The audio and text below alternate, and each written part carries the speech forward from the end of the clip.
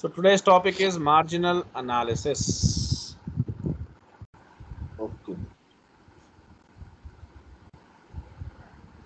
What do you mean by margin? Margin is nothing but there is a cost price. You add Okay. some margin to this Mm-hmm. and you make it selling price. Okay. Okay. So in Okay. marginal analysis, we are going to study regarding the margin, how it's going to behave with whatever the changes which could happen. Okay, some potential changes which could happen. So now marginal analysis examines how benefit and cost respond to incremental changes in production. That's what I said you.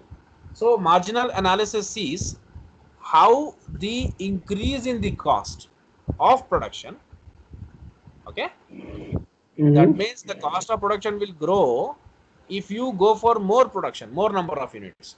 So marginal Okay. analysis, margin का मतलब क्या होता है? Difference. Margin is nothing but difference. अब कोई आपको पूछेगा कि 10 रुपए का चीज आप 12 रुपए में बेच रहे हो, मार्जिन क्या है? तो डेफिनेटली 2 रुपीज है ना. तो ये 2 रुपीज आपका हाँ. डिफरेंस है कि नहीं है? Yes. Yes. So marginal analysis examines how benefits and cost, यानी आपका जो प्रॉफिट आएगा और जो आप कॉस्ट उस प्रॉफिट को कमाने के लिए खर्च करोगे will respond to incremental changes in production, यानी प्रोडक्शन इंक्रीज करने से आपका बेनिफिट्स क्या आएगा और आपका कॉस्ट क्या रहेगा. ठीक है. आपका जो Okay. पुराना जो पर्टिकुलर यूनिट्स आप प्रोड्यूस करते थे उसके मुकाबले में अब जब इंक्रीमेंट हो रहा है तो नया यूनिट्स या न्यू प्रोडक्शन लेवल पे आप जब आ रहे हो तो आपका कॉस्ट और बेनिफिट में क्या इफेक्ट हुआ, क्या इंपैक्ट हुआ और आपको क्या प्रॉफिट्स आया. Any incremental Okay. Change, for example the production of one more unit, यानी अब मैं आपको क्लियरली बताता हूं कि एक एडिशनल यूनिट बनाने से आपके कॉस्ट में बेनिफिट में क्या चेंजेस आ रहा है. उसको बनाने से, एक एडिशनल यूनिट बनाने से क्या आपको एडिशनल बेनिफिट मिल रहा है एडिशनल कॉस्ट इंकर करके? अगर होता है तो ठीक है, आप उसको बना लो.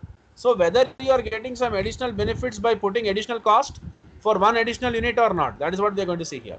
So according to the economic theory, rational expenses think at the margin. That is, in making any decision, a given action is undertaken only if the expected additional benefit exceeds the additional cost of doing so. यानी जो खर्चा extra आप लगा रहे हो वो extra unit बनाने के लिए, उससे आपको कुछ एक्स्ट्रा बेनिफिट हो रहा कि नहीं हो रहा, वही हम देख रहे हैं यहाँ पर. So let's see the example. So like a clothing buyer, like let's see the illustration, is purchasing clothing for the new season. Wholesaler offers a 10% discount for the purchases over 10,000. यानी अगर आप 10,000 के ऊपर का खर्च करोगे मैं आपको एडिशनल 10% डिस्काउंट दूंगा. अगर आप 20,000 के ऊपर का परचेस करोगे मैं आपको 14% का डिस्काउंट दूंगा. वो क्या देखता है कि एक दिन में मुझे अच्छा खासा पैसा हाथ में आ जाए, मेरा अच्छा खासा Okay. सामान बिक जाए. So I am okay with what discount I am giving. And हो सकता है वो डिस्काउंट देने के पीछे अपना उसका ये रीज़न होगा कि डिस्काउंट देने के बाद भी उसको कुछ बचता होगा, तभी वो दे सकता है. Okay. So after the buyer selects the desired items the total price comes to 19,000. ठीक है ना. Okay. तो बायर Okay. क्या है, उसने जब पूरे आइटम्स अपने लिए हैं तो जो प्राइस उसको पे करना है वो 19,000 में आ रहा है. तो 19,000 जो है आपका ये 10,000 वाले कैटेगरी में है क्योंकि it is not over 20,000, it is just about 10,000. Okay. So over Okay. 10,000.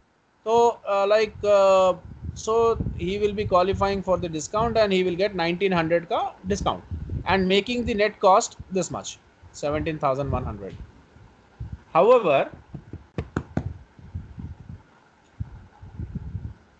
However, with addition of $1,000 in items to the order, अगर वो ऐसा नहीं करके अगर एक्स्ट्रा $1,000 वो मतलब लगा के कुछ खरीद लेता है एक्स्ट्रा, तो उसका जो कॉस्ट है वो 20,000 हो जाएगा, लेकिन उसको जो डिस्काउंट मिलेगा वो 2,800 का मिलेगा, 14% of 20,000. And like he's getting a big discount and the net cost for all items is now 17,200. So the marginal Okay. cost of that additional $1,000 in purchases is only 1,100. मतलब एक्स्ट्रा $1,000 लगा के, ठीक है ना, उसका जो Okay. कॉस्ट बढ़ रहा है वो सिर्फ $100 से बढ़ रहा है. and Okay. 90% less than the value of the additional purchases. Okay. Just a second.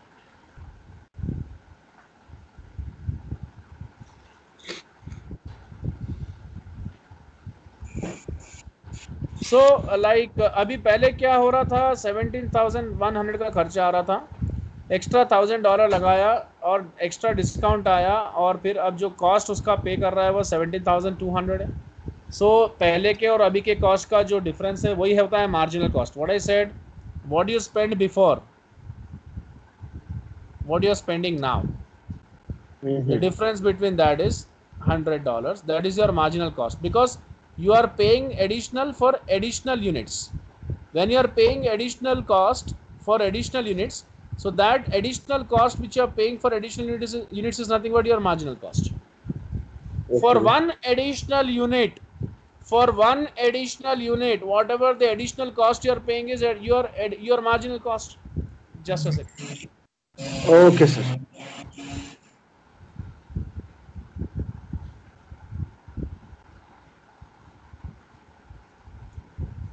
तो आपने परचेजेस के लिए एडिशनल $1,000 स्पेंड किया, और आप एक्स्ट्रा परचेज करने से आपका कॉस्ट इतना ही लग रहा है, 90% less than the value of additional purchase. मतलब एडिशनल परचेज में आपने जो खर्चा किया वो $1,000 का है, और उसमें आपको एक्स्ट्रा जो खर्चा लग रहा है वो $100 का है, जो 90% कम है एडिशनल परचेज. मतलब अभी ये $1,000 और ये $100 के बीच का डिफरेंस होता है 900. वो 900 अगर आप बोलेंगे तो वो 90% होता है $1,000 का. वो 900 अगर आप 1000 में से माइनस कर दोगे तो यू विल गेट 100.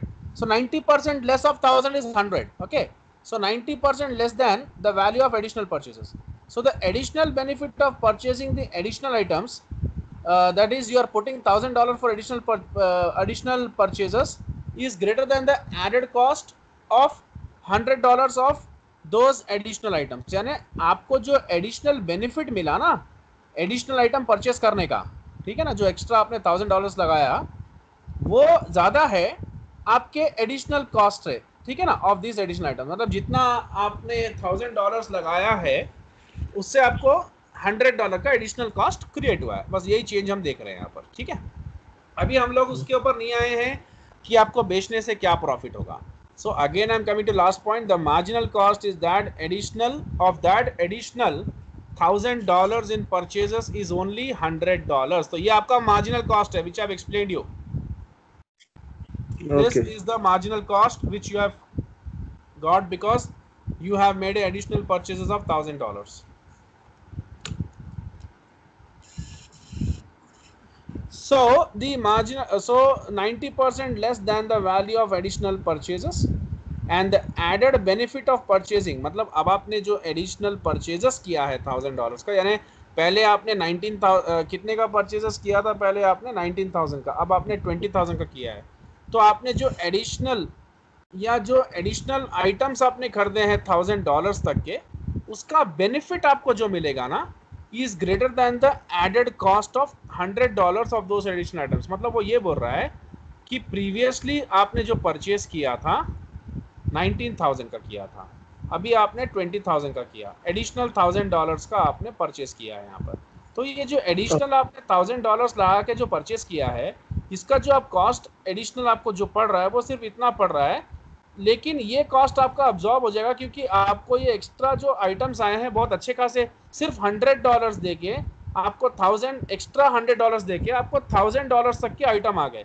अब आप ये सोचो, जब आप $1,000 तक के आइटम को अच्छे से बेचोगे तो ये छोटा मोटा कॉस्ट हो जाएगा आपके लिए, यानी आपको ये आपका जो बेनिफिट होगा इसको बेचने से, एडिशनल बेनिफिट, वो इस एडिशनल कॉस्ट से कहीं ज्यादा होगा. That's what they are saying. तो ये कॉमन सेंस का कॉन्सेप्ट है. So marginal revenue and marginal cost. Marginal revenue is nothing but one additional unit when you sell. Whatever the revenue you generate is your marginal revenue. मतलब मैं 100 items बेचा 10,000 रुपए में, 101 items बेचा 10,100 में, तो ये मेरा 100 जो एक्स्ट्रा आ रहा है मार्जिनल रेवेन्यू. सेम केस इसके ऊपर मैंने कॉस्ट जो इंकर किया 9,000, इसके ऊपर 9,100, ठीक है, 9,050. सो मेरा मार्जिनल कॉस्ट कितना हुआ, $50.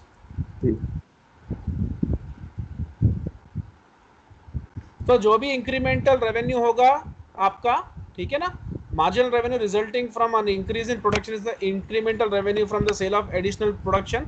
जो भी एडिशनल सेल करके आप जो कमाओगे मार्जिनल रेवेन्यू, एडिशनल रेवेन्यू आएगा, और जो भी एक्स्ट्रा आप पुट करोगे वो मार्जिनल कॉस्ट होगा। एडिशनल यूनिट बेचने के लिए जो भी खर्चा लगा उसका डिफरेंस जो निकलेगा वो मार्जिनल कॉस्ट होगा, ठीक है। अच्छा, कुछ इंफॉर्मेशन आपको समझना है, कुछ रिलेवेंट इंपॉर्टेंट थिंग्स हैं। Factors that focus on the future are relevant and events और cost incurred in the past cannot be change and therefore are not relevant. मतलब फ्यूचर के बारे में सोचो, पुराना पहले जो हो गया, जो खर्चा आपने पहले कर दिया, that is of no importance right now, क्योंकि future is more important. Okay, so factors that differ among possible alternatives are relevant. ठीक है, जो आप मतलब जो भी आप अल्टरनेटिव्स जो देखते हो, आपको जो कुछ भी अल्टरनेटिव्स आपके सामने हैं, अल्टरनेटिव का मतलब क्या होता है, मतलब suppose if you want to take something then you have other alternatives which are even better than this. Suppose आपको एक मॉल से कोई जीन्स पैंट खरीदना है, तो आप उसी मॉल में जाके खरीदने के टाइम पे आपके फादर बोलते हो लेट्स सी अनदर शॉप, वहां पर हो सकता है हमको इससे बेटर डील मिल जाए। Those are called alternatives. So factors that differ among possible alternatives are relevant. हाँ, तब आपके लिए वो मॉल को जाना आपके लिए रिलेवेंट हो जाता है। क्यों रिलेवेंट हो जाता है, रिलेवेंट क्यों रिलेवेंस का है वो, क्योंकि आपके फादर ने आपको बोला कि we will get a better deal. when you get better deal in some other shop, definitely you want to go there, so that is relevant for you. Okay, and like revenues and costs that are the same for all options, अगर सब जगह एक जैसा ही cost पे अगर आपको jeans pant मिलेगा तो आपके लिए फिर कोई भी डिसीजन इरेलेवेंट हो जाएगा, क्योंकि सब जगह एक जैसा ही मिल रहा है, तो क्यों ना यही शॉप से खरीद लें, क्यों वहां टाइम वेस्ट करें। Now differential and incremental cost. Differential cost का मतलब क्या होता है, एडिशनल कॉस्ट आपने जो पे किया है, ठीक है ना। So relevant revenues and cost are also classified as differential revenues and differential cost. Differential cost मतलब difference, सीधी सीधी बात है। Differential revenues भी difference. So हम हमेशा cost को मैच करते हैं revenue से profit find करने के लिए, और incremental revenues and incremental cost और बोला उसने, तो difference मतलब incremental ही होता है। The terms differential and incremental are often used interchangeably. So मैं आपको ही बता रहा हूँ, इनको इंटरचेंजेबली यूज किया जाता है, लेकिन वो ऑलमोस्ट सेम नहीं होते हैं। ऑलमोस्ट मतलब वो मीनिंग तो उनकी ऐसी है कि ऐसा लगता है कि हाँ लाइक ये दोनों भी दोनों डिफरेंस को ही बताते हैं, बट इंक्रीमेंटल कॉस्ट होता है एडिशनल कॉस्ट, डिफरेंशियल कॉस्ट मतलब कॉस्ट डिफरेंस, ठीक है ना। इंक्रीमेंटल कॉस्ट होगा जब आप एडिशनल कुछ यूनिट बनाओगे तो एक्स्ट्रा जो खर्च करोगे इंक्रीमेंटल कॉस्ट होगा। डिफरेंशियल कॉस्ट क्या होगा, आप ये देखोगे कि मैं कुछ बना रहा हूं और मतलब अगर मैं खरीदता या नहीं बनाता तो मुझे क्या डिफरेंस बैठता, that's what. So differential revenues and cost are those that differ between two alternatives. मैंने अभी आपको क्या बताया, डिफरेंशियल रेवेन्यूज एंड कॉस्ट और इंक्रीमेंटल लगते तो एक जैसे हैं बट 100% एक जैसे नहीं होते हैं। डिफरेंशियल मतलब अगर मैं ये बनाता तो मुझे कितना खर्चा आता, और अगर मैं इसको खरीदता तो मुझे कितना खर्चा आता, क्योंकि यहां पर I am speaking about two alternatives, ठीक है ना, ध्यान से समझना। अगर मैं कोई चीज का प्रोडक्शन करूं, मुझे 10 रुपए का खर्चा आएगा, और बेचूं तो 15 रुपए में बेचूंगा, तो मुझे 5 रुपीज का जो भी है मतलब लाइक रेवेन्यू होगा। अगर मैं ये चीज को अभी मैंने प्रोड्यूस किया 10 रुपीज में, ठीक है ना, और प्रोड्यूस करने से मैं 10 रुपीज में पड़ा और बेचा मैंने 15 में, मुझे 5 का प्रॉफिट आया। अगर मैं इसको बाई करूं, सपोज मैं चाइना से बाई करता हूं, चाइना तो सबके हिट लिस्ट पे है, बट पहले चाइना एक पॉसिबल सोर्स था, मैं चाइना से खरीद के लाऊं तो मैं 8 रुपए में खरीदूंगा, 8 रुपए में मुझे पड़ेगा, 15 में बेचूंगा तो मुझे 7 रुपए का प्रॉफिट होगा। तो ये मैं मेरा जो डिफरेंशियल कॉस्ट जो बैठ रहा है ना यहाँ पर, डिफरेंशियल मतलब यहाँ पर एक मेरा बाई का ऑल्टर बाई है और यहाँ पर एक मेक है। सो मेक और बाई डिसीजंस में हम क्या करते हैं, वी टेक टू अल्टरनेटिव्स, यानी alternative 1, alternative 2, in both the alternatives which is the better one, buy. So we will consider this because buying will reduce my cost to $2, so differential cost create हुआ ना, and then increase my revenue by $2.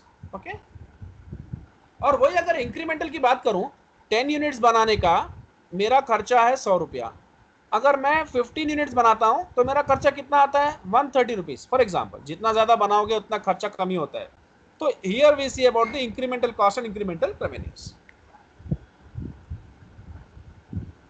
So you can check that point. Incremental revenues and costs are incurred additionally as a result of an activity. मतलब अगर activity को enhance करोगे, तो जो extra cost लगेगा वो होगा इंक्रीमेंटल कॉस्ट। यानी अगर मैं 1000 यूनिट्स बना रहा हूं, अब 1100 बनाना चाहता हूं, तो extra what ever cost I am putting for making those extra 100 units is incremental cost, and उससे मुझे इंक्रीमेंटल रेवेन्यू भी जनरेट होगा। एंड बात याद रखना कि जितना बल्क में बनाओगे उतना सस्ता पड़ता है, ठीक है। और differential cost is between two alternatives, I am seeing what is the difference and what kind of benefits I am getting out of that difference in cost which is getting created. चलो, avoidable unavoidable. Avoidable मतलब जो आप avoid कर सकते हो, जो cost ऐसा है जो आप अवॉइड कर सकते हो, आपके लिए उतना मतलब फायदा नहीं है, ठीक है ना। तो avoidable cost are relevant to decision making. क्यों? जैसे कंपनी, अब अवॉइडेबल वो होता है जो आप आराम से अवॉइड कर सकते हो अपने फायदे के लिए, ठीक है ना। जैसे company is considering outsourcing its production, production is outsource the variable cost of production. जैसे अगर मैं यहाँ मैन्युफैक्चर करूँ इंडिया में, तो मुझे क्या खर्चा लगेगा? 1000 रुपए का। अगर किसी को आउटसोर्स कर दूं तो 800 में हो जाएगा। तो मेरे लिए फायदा क्या है? वो आउटसोर्स करने का डिसीजन। तो क्या मैं ये मैन्युफैक्चर करने का डिसीजन को अवॉइड कर सकता हूं? यस, ठीक है। Avoidable cost is nothing but which you can avoid, यानी you can see for a better deal and like you can choose the best out of the rest। यानी जो बेस्ट होगा उसको सेलेक्ट करो, जो नहीं है उसको छोड़ दो। तो जिसको आपने छोड़ दिया वो अवॉइडेबल कॉस्ट हो गया। अनअवॉइडेबल कुछ नहीं कर सकते आप। आपको लाइक एग्जांपल बता रहा है कि एक नॉन कैंसलेबल लीज है, ठीक है ना। तो ऐसे ऐसे कुछ कॉस्ट होते हैं जो हम एक बार जिसमें फंस गए उससे बाहर नहीं निकल सकते, वो अनअवॉइडेबल हो जाता है। So you can do this questions, ये बहुत सिंपल है, थियोरेटिकल है। अच्छा, संक कॉस्ट क्या होता है? संक कॉस्ट यानी ये वो कॉस्ट है जो लाइक आप कुछ करो ना करो बॉस, ये खर्चा लगना है। जैसे मैं एक कार लेके आया, कार को घर पे लेके आया और आज ही लेके आया शाम को, बोला कि भाई इसको मैं पूरे के पूरे मेरे ग्लास केस में लगा के इसको मैं रखता हूँ, 10 ईयर्स के बाद मैं इसको यूज़ करूँगा। तो ये अच्छा है कि मैं अपने आप से बात कर रहा हूँ, I am not discussing this with others, okay. आपसे तो एग्जाम्पल की बात कर रहा हूँ। तो ऐसा मैं अगर करके ऐसा मैं करूंगा तो ठीक है भाई, अपने घर में मैं कुछ भी करूं, लेकिन ये मैं अगर किसको डिस्क्लोज करूंगा तो people will laugh at me. वो बोलेंगे क्या फायदा है, क्या फायदा है? तुम ये कार को इस केस में लगा के रखोगे, ठीक है, और इस केस में लगाओगे तो फायदा क्या है? तुम क्या सोच रहे हो कि 10 ईयर्स के बाद अगर तुम इस कार को यूज करोगे तो लाइक ये आपको 100% वैसे ही क्वालिटी सर्विस देगा जैसे आप पहले यूज कर सकते थे? नो। 10 ईयर्स के बाद इसका टेक्नोलॉजी आउटडेटेड हो जाएगा, ये इतने साल से चला नहीं है, तो इसमें कोई फ्यूल भी नहीं डाले हमने, तो इसका इंजन पूरा खराब हो जाएगा, ठीक है। सो इसका जो डिप्रिसिएशन है ना, वेदर यू यूज दिस और whether you don't use this, depreciation is a sunk cost, यानी वो तो आपको लगना ही है खर्चा, ठीक है। So you can't escape from this. अच्छा, अपॉर्चुनिटी कॉस्ट क्या होता है? Economic versus accounting concepts of cost and opportunity cost. अब अपॉर्चुनिटी कॉस्ट ये होता है कि आप एक सीएमए बन गए, ठीक है, मतलब सपोज आप एक चार्टर्ड अकाउंटेंट बन गए, आप फर्म भी लगा सकते हो, आप किसी कंपनी में जॉब भी कर सकते हो। जॉब करने का सोचते हो तो फर्म लगाना नहीं होगा आपके लिए। तो आप जॉब करने का सोचोगे कब? when you think that it will be better than starting a firm। तो आप जॉब करके अपने फर्म को ओपन करने की अपॉर्चुनिटी को लूज कर रहे हो, तो वही आपका अपॉर्चुनिटी कॉस्ट है। That means choosing best out of the rest. Explicit cost is a cost that can be identified and accounted for. Explicit cost represent obvious cash outflows from a business। मतलब explicit मतलब जो cash outflows आपके business में से पक्का होना ही है, ठीक है ना। सो अकाउंटिंग में जो एक्सप्लिसिट कॉस्ट होता है वही कंसिडर किया जाता है। एक बात याद रखना, अपॉर्चुनिटी कॉस्ट ये ऐसे टाइप के कॉस्ट का अकाउंटिंग में कोई जगह नहीं है जहां पर कैश आउटफ्लो होना नहीं होना लाइक फिक्स नहीं है। ये इकोनॉमिक्स का कॉन्सेप्ट है अपॉर्चुनिटी कॉस्ट, ठीक है ना। यानी आप एक अल्टरनेटिव के जगह एक अल्टरनेटिव को ले रहे हो, दूसरा अल्टरनेटिव को छोड़ दे रहे हो। Now so opportunity cost is an example of implicit cost and implicit cost कभी भी एक कंपनी के इनकम स्टेटमेंट में नहीं आता, because it is a economic cost, it is a cost of economic, it is a concept of economics not accounting. Explicit क्या है, जहां पर कैश आउटफ्लो होगा, और वो कैश आउटफ्लो ऑब्वियसली होगा आपके बिजनेस के लिए, आप करेंगे, ठीक है ना, उसको एक्सप्लिसिट बोलते हैं. So implicit won't come in the income statement, explicit comes in the income statement. I have given a very good example of opportunity cost. Okay, opportunity cost are relevant, relevant है ना, क्योंकि आप best alternative choose कर रहे हो, दो available alternatives में से बेस्ट क्या है वो आप ले रहे हो, तो definitely it's a relevant cost. Okay, so like both explicit and implicit cost must be used in making decisions of course, and relevant cost में include opportunity cost. क्योंकि make and buy decision में, make और buy decision में क्या होता है, आपको बनाना है या आपको खरीदना है, ये दोनों अल्टरनेटिव में से जो बेस्ट रहेगा आप वही चूज करोगे. If buying is good you will leave the make decision, मतलब प्रोडक्शन नहीं करोगे आप. So anyways you are going to consider this. Okay, अब यहाँ पर देख लो, a company manufactures item A, however the company could have used the same facilities to produce item B. Opportunity cost of producing item A is the contribution to income that item B would have provided if the company had manufactured item B instead. तो बोल रहा क्या है, company manufactures item A, however company could have used the facilities to produce item B, लेकिन item A क्यों लिया उसने, क्योंकि वो उसके लिए बेटर होगा, कंट्रीब्यूशन ज़्यादा होगा, उसको ज़्यादा पैसा आ रहा होगा बी से. रेलेवेंट रेवेन्यूज, यानी जो रेवेन्यू आपके लिए बहुत इंपॉर्टेंस का है वो रेलेवेंट रेवेन्यू होता है. Relevant revenues are revenues that differ between or among alternatives. For example, when a decision is being made about whether or not to invest in a new project, the forecasted additional revenues that project would generate are relevant revenues. मतलब आपको ये देखना चाहिए कि जो भी आपको उस पर्टिकुलर प्रोजेक्ट में इन्वेस्ट करने से जो आपको आ सकता है, जो फोरकास्ट आप कर रहे हो, और जो एडिशनल रेवेन्यूज़ आपको मिल सकते हैं. जैसे मैं 2 प्रोजेक्ट में इन्वेस्ट किया, ध्यान से समझना रिलेवेंट क्या होता है. I invested in a project where by 1 lakh मैंने यहाँ पर स्पेंड किया, $1 लाख, दूसरे में भी $1 लाख स्पेंड किया. इसमें मुझे लाइक 50,000 के रेवेन्यूज़ आ रहे हैं, इसमें मुझे 40 आ रहे हैं. रेवेन्यूज़ तो दोनों में ही आ रहे हैं, लेकिन इसमें एडिशनल 10 आ रहे हैं, तो ये मेरे लिए ज़्यादा रिलेवेंट हो जाता है.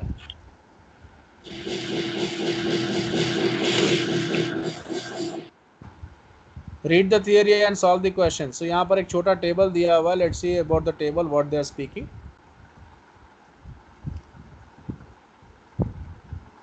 Marginal revenue, the addition to total revenue. ठीक है, आपका जो total revenue था वो suppose 10,000 था, अब ये 1100 हो गया, ये 11,000 हो गया. तो एडिशनल 1000 क्यों आया, आने का रीज़न है एडिशनल यूनिट आपने प्रोड्यूस किया. मार्जिनल कॉस्ट भी वही है, वो बनाने के, I have given all this concepts to you. ठीक है, मार्जिनल कॉस्ट आपका ये बनाने में 9000 लगा, और यहाँ पर 9000 कितना बोलेंगे, 700. तो आपका मार्जिनल कॉस्ट है 700.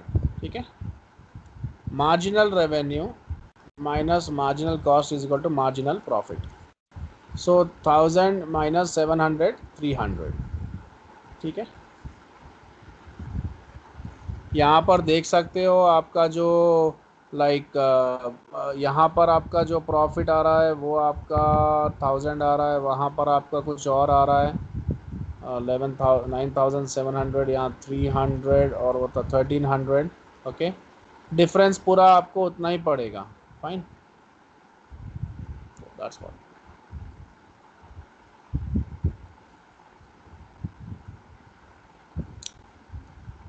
सो मार्जिनल रेवेन्यू, आई थिंक मैंने ये डिस्कस किया था क्या इससे पहले. ओके, पूरा इकोनॉमिक्स का कॉन्सेप्ट है.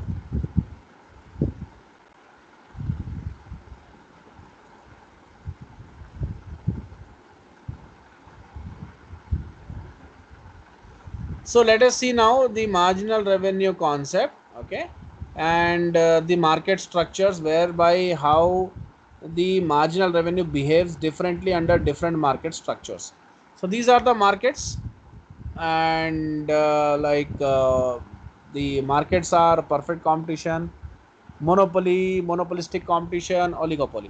परफेक्ट कंपटीशन के बारे में आपको बात पता ही है, large number of buyers and sellers आते हैं मार्केट में, ठीक है, और आपको लाइक मार्जिनल रेवेन्यू लाइक वही होगा एडिशनल यूनिट बनाने से जो एडिशनल कॉस्ट आपको लगेगा। And perfectly competitive market, the marginal revenue from sale of extra unit is equal to marginal price because a seller does not need to reduce its price to increase sales volume. तो हम देखते हैं क्या बोलता है इसमें।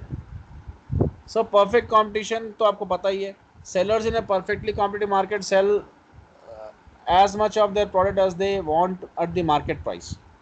However, if one firm tries to charge more than the market price, it will sell nothing, क्योंकि perfect competition में बहुत सारे shops होते हैं, large number of buyers and large number of sellers। तो जब large number of buyers and sellers है तो कोई भी एक एक्स्ट्रा कोई बंदा ज़्यादा में बेचेगा तो he will not be able to sell. If it drops its price below the market price, it can still sell as much of the products as it wants. तो आपको समझना चाहिए मार्केट प्राइस क्या होता है पहले, ठीक है, मार्केट प्राइस क्या होता है। See, you have come across this term called list price या मार्केट प्राइस, ठीक है। तो ये मार्केट प्राइस क्या होता है, आपका 100 रुपीज़ कॉस्ट है, 20 आपका प्रॉफिट है, 120 आपका सेलिंग प्राइस है। लेकिन आप जो पर्टिकुलर स्टिकर लगा रहे हो ना अपने जो भी जीन्स पैंट या जिसमें, वो 150 लगा रहे हो, इसको मार्क्ड प्राइस बोलते हैं। लोग आएंगे आपको डिस्काउंट पूछेंगे, आप बोलेंगे ठीक है मैडम या ठीक है सर हम आपको 20 रुपये का डिस्काउंट दे देंगे, तो स्टिल आप 130 में बेच रहे हो, स्टिल आप सेलिंग प्राइस के ऊपर ही बेच रहे हो 10 रुपया, और ये प्रॉफिट आपका है ही है, तो 30 रुपीज़ का प्रॉफिट तो वैसे ही आपको आ रहा है, ठीक है। This is called mark price. तो सब मार्क प्राइस पे बेचते हैं, कम में भी बेचेंगे तो चलेगा, कोई प्रॉब्लम नहीं है, उनको रेवेन्यू तो जनरेट होगा, प्रॉफिट्स तो आएगा। However, in doing so, its total revenue will be lower than it could have been. मतलब अगर कम में बेचेंगे तो रेवेन्यू कम ही आएगा ना, because the firm could have sold the exact same amount at the market price and earned more total revenue। मतलब अगर वो इसी प्राइस पे बेच देता जैसा सब बेच रहे हैं तो उसको और फायदा होता, ये 20 का नुकसान तो नहीं होता ना उसको, ऐसे भी वो प्रॉफिट में ही है। So in perfectly competitive market, the marginal revenue from sale of one more unit is equal to the market price because a seller does not need to reduce its price to increase sales volume. तो perfectly competitive market में जो marginal revenue from the sale of one more unit is equal to the market price, okay, marginal revenue is nothing but from one additional market price because a seller को reduce करने की जरूरत नहीं। So probably no perfectly competitive markets or firms exist। Actually क्या होता है कि perfectly, अब जैसे क्या बोल रहा है वो, मार्जिनल रेवेन्यू मतलब एडिशनल यूनिट को बेचकर जो रेवेन्यू आपको आएगा। सपोज मैं एक चीज़ को 150 में बेचता हूँ, ठीक है ना, मैं 150 में बेचता हूँ,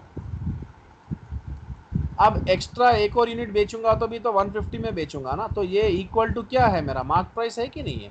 यस, अंडरस्टूड फैक्ट है, बट जनरली ऐसे परफेक्ट मार्केट्स मिलना बहुत मुश्किल होते हैं, ठीक है।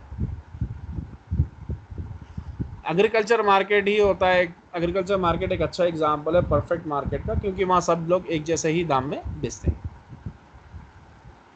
मोनोपोली क्या होता है, सिंगल सेलर, यानी जो एक प्राइस फिक्स करता है, ये प्राइस मेकर होता है, बाकी सब प्राइस टेकर्स होते हैं। और एक मोनोपोलिस्ट कभी भी क्या करता है, लाइक अपने अपने प्रॉफिट्स को मैक्सिमाइज करने की कोशिश करता है। सो मोनोपोलीज लाइक उनको कोई फ़र्क नहीं पड़ता, ठीक है ना। एंड कॉमन मोनोपोली का जो है वो वाटर कंपनीज हो सकते हैं, या जोग्राफिकल एरिया के हिसाब से, या पेट्रोल जो बेच रहे हैं अरब कंट्रीज या ओपेक नेशंस।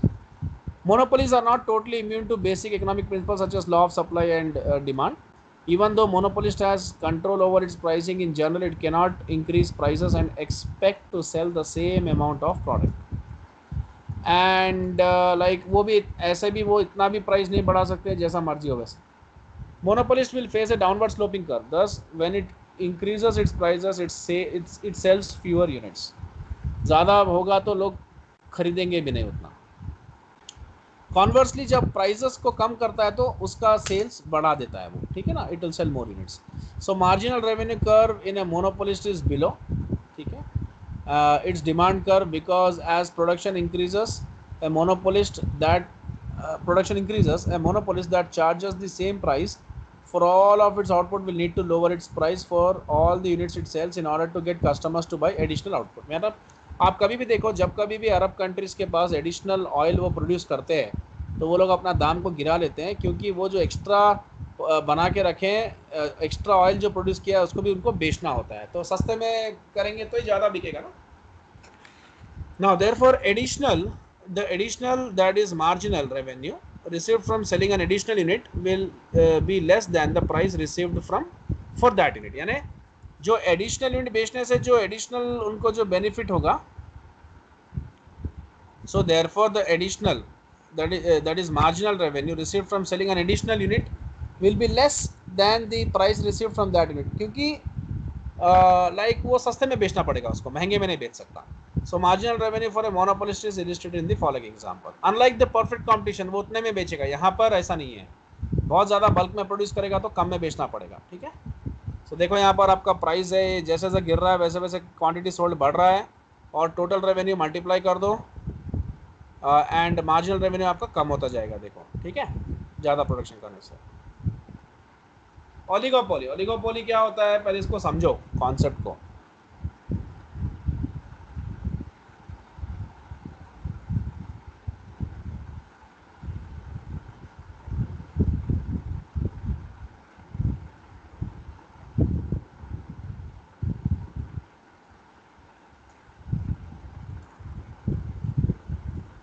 नाउ ओलिगोपोली क्या होता है कि एक लाइक छोटा सा मार्केट समझ लो जहाँ पर कुछ फ्यू फर्म्स हैं, ठीक है ना. छोटा टाउन ले लो, यहाँ पर 5 शॉप्स हैं, एक शॉप बहुत पुराना है जो सबसे पहले से ही वहाँ पर है, टॉप मोस्ट सेलर है वहाँ का, 30-40 ईयर्स से है और अच्छा खासा पैसा कमा के रखा है, गुडविल है, होल्ड है, सब है. बाकी 4 उसको क्लोजली फॉलो करते हैं, ठीक है, दे फॉलो हिम. एंड उसमें एक नया फर्म का एंट्री होता है टाउन में, and that firm wants to pull customers, तो वो डिस्काउंट पे बेचना शुरू करता है, कस्टमर्स यहाँ से पुल बैक करता है यहाँ पे, ठीक है. अब क्या होता है, 6 महीने 6 मंथ्स निकल जाता है, ये लोग देखते हैं हमारा कस्टमर वहाँ चले गया तो लेट्स पुल बैक अगेन, ये लोग डिस्काउंट लगाते हैं, पूरे कस्टमर्स यहाँ भाग के आते हैं. फिर उसके बाद ये बंदा फिर देखता है कि मुझे कस्टमर चाहिए, तो फिर ये इनको पुल करता है डिस्काउंट देके, फिर ये फिर वापस पुल करते हैं, ऐसे करते करते ये मार्केट से आउट हो जाता है. क्यों आउट होता है, क्योंकि ये नया फर्म है, आते ही डिस्काउंट में बेचना सही नहीं होता है. कस्टमर से अट्रैक्ट करना कोई प्रॉब्लम नहीं है, बट आप आते ही एक फर्म लगाए, इतना पैसा इसमें इन्वेस्ट करे और आप आते उसको डिस्काउंट में बेचोगे, प्रॉफिट का नहीं सोचोगे तो गलत हो जाएगा. ये लोगों को फ़र्क नहीं पड़ता क्योंकि ये पहले से इस्टेब्लिश्ड है, ठीक है. तो this is explained by Paul M Sweezy in the form of kinked demand curve. ये ऐसा आएगा फिर ऐसा हो जाएगा, मतलब ऐसा. डायग्राम्स थोड़ा मेरा सही नहीं है, ठीक है ना, ऐसे नहीं जाएगा.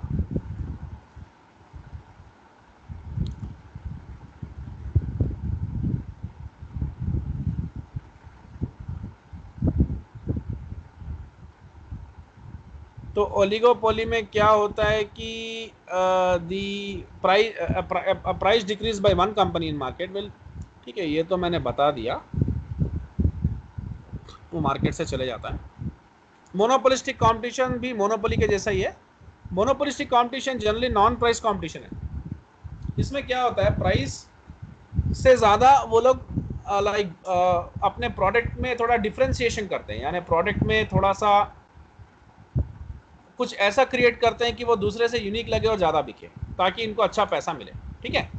सो फर्म्स ऑपरेटिंग अंडर मोनोपोलिस्टिक, जैसे अभी आप कार्स का मार्केट देख लो, ऑल आर सेलिंग व्हीकल्स, जितने भी कार मेकर्स हैं वो सब व्हीकल ही बेच रहे हैं, सबको 4, they have 4 wheels, but 4 wheels होने के बाद भी why all are, when all are dealing with the same product, तो फिर इतने सारे कंपनीज की जरूरत क्यों है? इतने सारी कंपनीज की जरूरत क्यों है? बिकॉज ये आपको बेस्ट सर्विस देंगे, वैल्यू फॉर मनी देंगे, बहुत अच्छी लग्जरी, मतलब अच्छी खासी लग्जरी आपको एक छोटी गाड़ी में भी दे देंगे।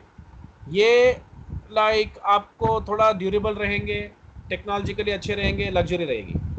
ये सबसे स्ट्रॉन्ग कार्स बनाते हैं वर्ल्ड, मतलब फोक्सवैगन वाले सबसे स्ट्रॉन्ग, यानी वोल्वो बनाता है वो तो, लेकिन चलो मैं, वो तो एक अलग लीग है। ये अच्छी खासी स्ट्रॉन्ग व्हीकल्स बनाते हैं।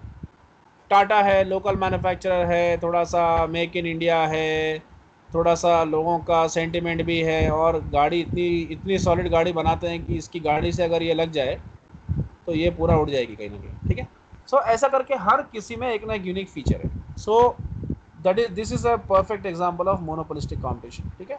इसकी गाड़ी में मतलब होंडा कोई स्पीड देता है, कोई कलर देता है, कोई यूनिक कलर्स देता है, कोई अंदर से सीटिंग अच्छा देता है, कोई कंफर्ट अच्छा देता है, कोई ये कोई वो, कोई एयर बैग्स ज़्यादा देता है, कोई कुछ ना कुछ रहेगा यार। इसको भूल गए। कोई एक बोलता है मैं कंप्लीट पैकेज हूँ, ठीक है, ऐसा करके वो अपना प्रोडक्ट को बेचता है। सो मोर ओवर मोनोपोली के जैसा ही रहेगा। Monopolistic competition like multiple firms operate in market and they do not, तो ये मैं आपको पहले बता दिया, प्राइस कोल्यूशन नहीं है। Firms operating under monopolistic competition have marginal revenue curves that are below their demand curve. ये एक बात याद रखना, मोनोपोलिस्टिक कंपटीशन में मार्जिनल रेवेन्यू, ठीक है, मैं ग्राफ ही देख लेते हैं।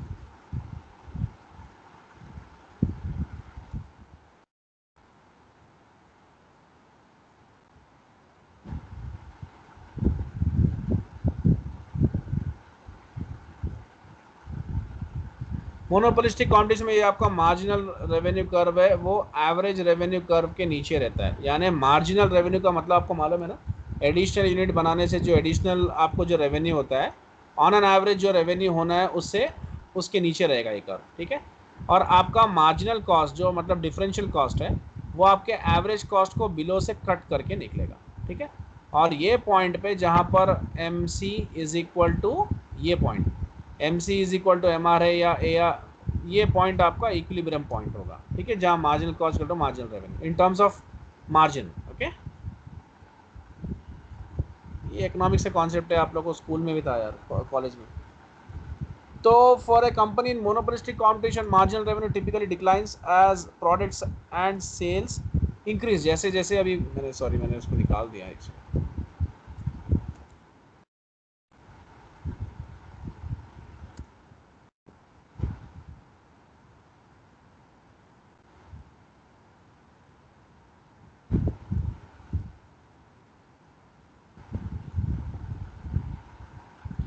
देखो, आप जैसे जैसे आपका ये जो क्वांटिटी बढ़ता रहेगा, ठीक है, आपका प्राइस जो है वो कम होगा, ठीक है, मार्जिनल रेवेन्यू कम होगा, ठीक है, वही वो बोल रहा है।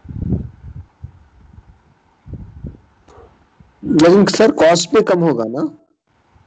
हाँ, कॉस्ट तो देखिए आपका, नहीं, जैसे जैसे आपका यूनिट्स आप बढ़ा रहे हो ना, क्वांटिटी, तो आपका कॉस्ट पहले तो नीचे आएगा फिर ऊपर ही जाएगा ना sir. With more increase in the units of production, the cost will definitely go up। जैसे ये ग्राफ देख लीजिए आप, ये देख लीजिए, कॉस्ट तो ज़्यादा होगा, लेकिन जैसे प्राइस, देखिए प्राइस क्या होता है, when your price is increasing, ठीक है, तो आपका डिमांड कम हो जाता है, am I right? Price yes. Decrease होने से आपका डिमांड बढ़ जाता है, ठीक है ना। ओके। तो यहाँ पर जो बात कर रहे हैं मार्जिनल रेवेन्यू की बात कर रहे हैं, so what they are saying is for a company in monopolistic competition marginal revenue typically declines as production and sales increase.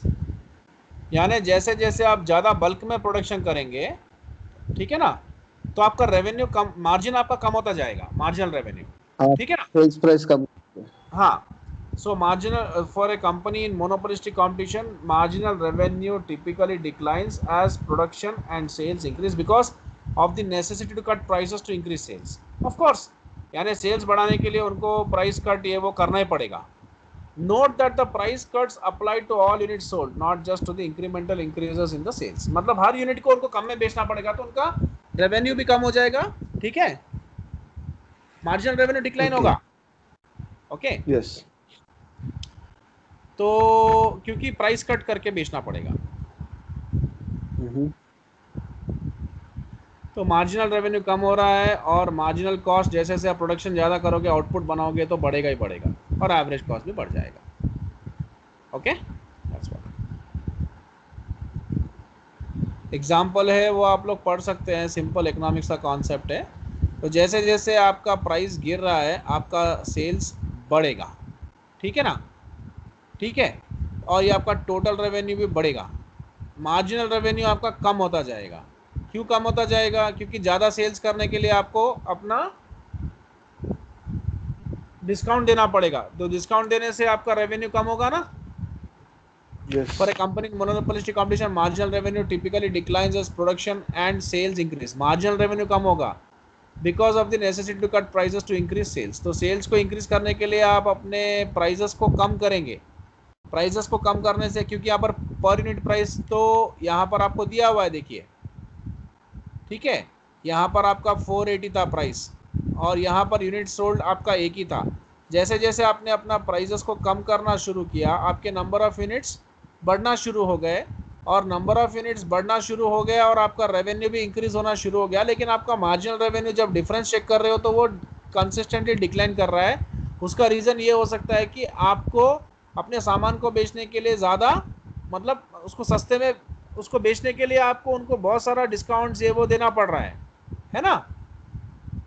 Okay. Hello, क्योंकि आपको प्राइस कट करके बेचना पड़ रहा है to increase your sales, that can be the only reason.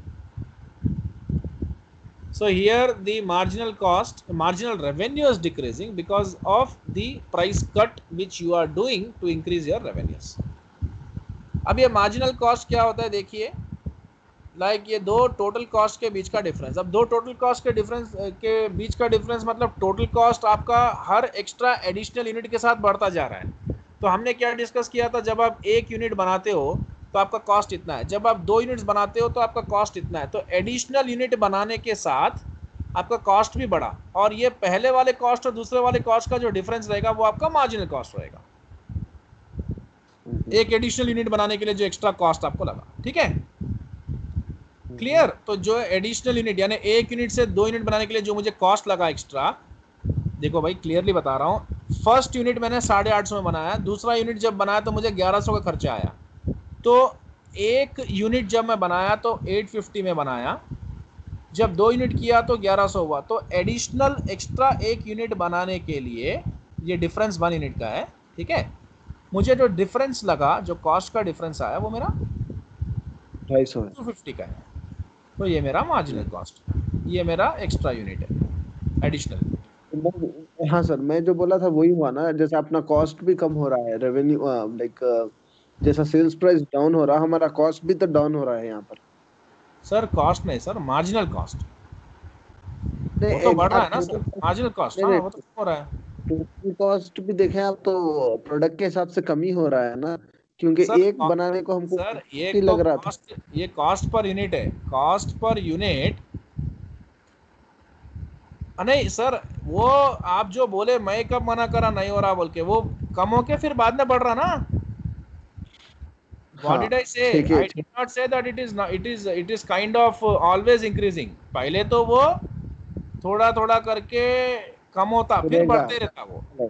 हाँ okay. ऐसा ये देखिए, पहले क्या हुआ, वो कम हुआ 355 तक, कम हुआ, फिर 355 से बढ़ना शुरू हो रहा वो। हाँ सर, ये ग्राफ में देखिए आपको और अच्छा मालूम हो जाता, पहले गिरा उसके बाद फिर बढ़ गया ऐसा। पर लेकिन मार्जिनल रेवेन्यू गिरते ही आ रहा ऊपर से पूरा। हाँ वो तो गिरते जाता। जहां पर मैं बात करूंगा इक्विलिब्रियम की, वहां पर marginal revenue will be equal to marginal cost. अब ये प्रॉफिट है आपका, तो ये भी मैंने पहले ही आपको एग्जांपल में कवर अप करवा दिया था प्रीवियसली। मैंने क्या बताया था मार्जिनल कॉस्ट मार्जिनल रेवेन्यू का डिफरेंस लेंगे तो मार्जिनल प्रॉफिट आएगा। ठीक है, ये आपके प्राइसेस पर यूनिट है, ये आपका कॉस्ट पर यूनिट है। ठीक है, प्राइस पर यूनिट यानी आपका आप जितने में बेचोगे। ठीक है, और ये आपका कॉस्ट है जितना आपको लगा, ये यूनिट्स प्रोड्यूस्ड एंड सोल्ड इतना। रेवेन्यू कैसे मालूम होगा आपका? आप प्राइस से आप मल्टीप्लाई करो। ठीक है, product. Price is the one which at which you are going to sell, cost is nothing but the one which you incur to produce और परचेज इट। तो ये आपके रेवेन्यूज आ जाएंगे, price into unit sold and marginal revenue, इन सबके differences हैं। और कॉस्ट आपका ये कॉस्ट इनटू यूनिट सोल्ड करो, उन सबके डिफरेंसेस मार्जिनल कॉस्ट आ जाएंगे। अब ये मार्जिनल रेवेन्यू और मार्जिनल कॉस्ट के बीच का डिफरेंस आप देखो, यहाँ कॉस्ट ज़्यादा है या रेवेन्यू कम है, तो आपको प्रॉफिट नहीं आएगा, लॉस आ जाएगा। ठीक है, यस सर, ये एग्जाम में ये क्वेश्चंस ऐसे ही कुछ आएंगे क्या ग्राफ के हिसाब से, या कैसे आएंगे क्वेश्चंस इसके? सर एक सेकंड एक सेकंड सर।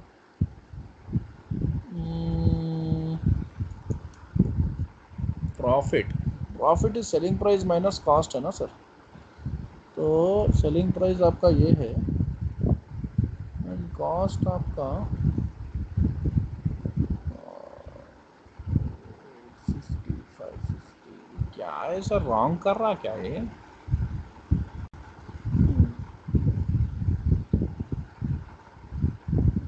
मार्जिनल रेवेन्यू 370, ये क्या है इसका समझ में नहीं आ रहा। प्रॉफिट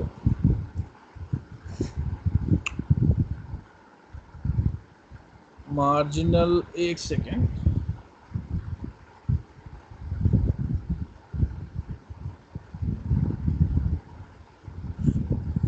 और 40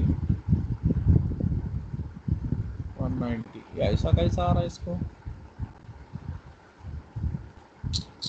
अच्छा, price minus cost, okay, but फिर भी नहीं लॉस आ बाहर। रहा। हाँ, दो लेवल पे, दो प्रोडक्ट लेवल पे इसको लॉस आ रहा, क्योंकि इसका प्राइस कम है, कॉस्ट ज्यादा है ना सर। वो तो सही है प्राइस सर, का बट तो वो जो कुछ है, फिगर नहीं लेकिन नहीं वो फिगर जो बता रहा है वो मैच नहीं हो रहा ना, कहाँ से आ रहा है उसको? सब बोल रहे, आप 370 का बोल रहे हैं क्या? टोटल रेवेन्यू और टोटल कॉस्ट, ओके, आपका जो टोटल रेवेन्यू है, हाँ हाँ। Total revenue is 480 and your total cost is 850, हाँ, लॉस आएगा तो 370 इसको, लॉस आ गया। क्योंकि और आपका 920 आपका टोटल रेवेन्यू है और आपका टोटल कॉस्ट है 1100, तो टोटल 180 आएगा। हाँ ठीक है, करेक्ट है, ओके।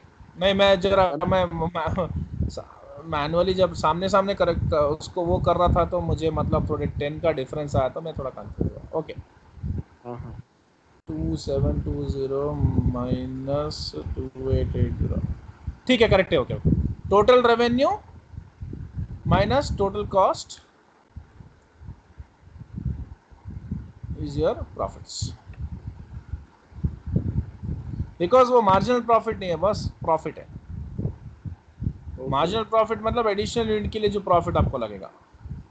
अच्छा, एवरेज कॉस्ट क्या होता है? ये आपका कॉस्ट है, ये नंबर ऑफ यूनिट्स है, टोटल कॉस्ट है। Total cost divide by number of units will give you average cost.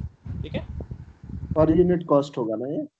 हाँ, ये आपका टोटल कॉस्ट है। अब जैसे 850 by 1 is 850, 1100 by 2 is 550, 1290 by 3 is 430, ऐसा।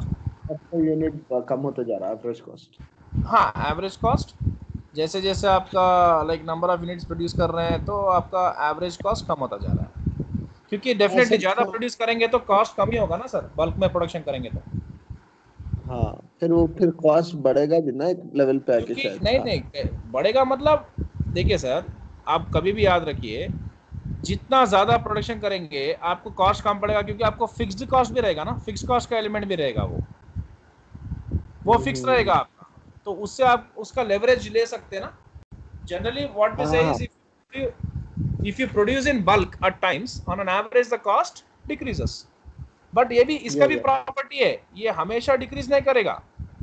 दैट्स व्हाट आई एम हाँ, एक सेइंग। लेवल का हाँ, same thing is coming out here. आपका पहले पहले तो एवरेज कॉस्ट गिरेगा, ठीक है, यस फिर उसके बाद फिर यस बढ़ना शुरू हो जाएगा। ओके सर जैसे मार्जिनल कॉस्ट आपका पहले गिरा फिर बढ़ गया, जैसे आप नंबर ऑफ यूनिट्स प्रोड्यूस कर रहे हैं या अपना क्वांटिटी को बढ़ा रहे हैं, वैसे ही आपका एवरेज कॉस्ट भी पहले तो आपका कम होगा, उसके बाद फिर बढ़ता जाएगा। यू कैन सी हाँ हियर, वही है पहले यहाँ तक सर कम एक हुआ फिर यहाँ से बढ़ना शुरू हो गया। That's हाँ what.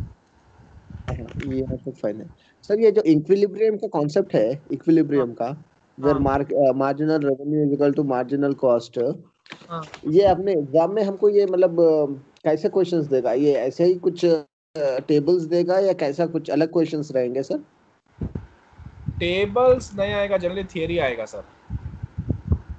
अच्छा इक्विलिब्रियम का ओके हाँ, theory, general, in general theory आएगा।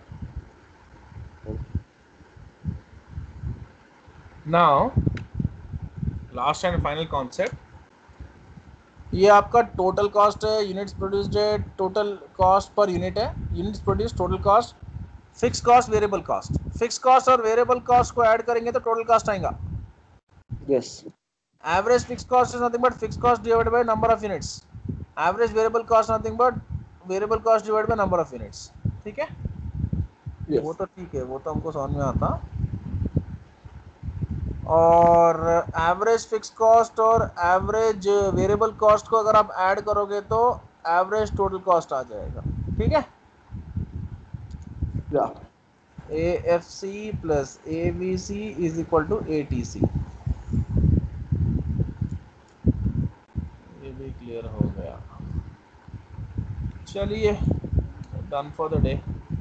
आज हम लोगों ने कितना कवरेज किया, अभी हमको और एक सेशन चाहिए, मार्जिन एनालिसिस 1 2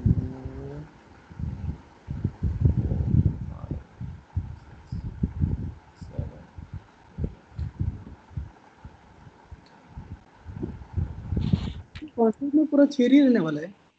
13। हाँ, एक सेकेंड दिनेश, यहाँ तक हो गया। Now let's go for this next concept tomorrow. ये यहाँ से क्या आ रहा, मेक और बाय एडिशन। यहाँ पर क्वेश्चंस रहेंगे, आपको अच्छे क्वेश्चंस रहेंगे।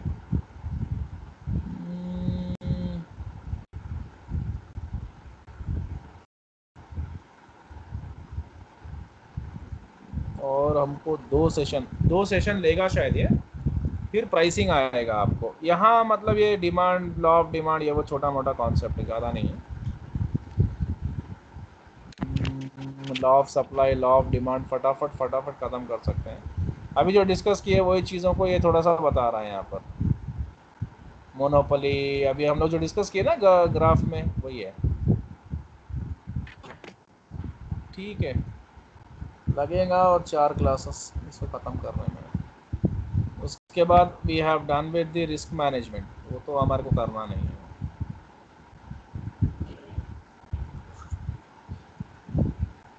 4 नहीं, 5 क्लासेस लगेंगे। 28 29 30 31 1 फर्स्ट तक ख़त्म होगा। Corporate restructuring 5 classes. ठीक है, चलो, ओके, सी यू टुमारो।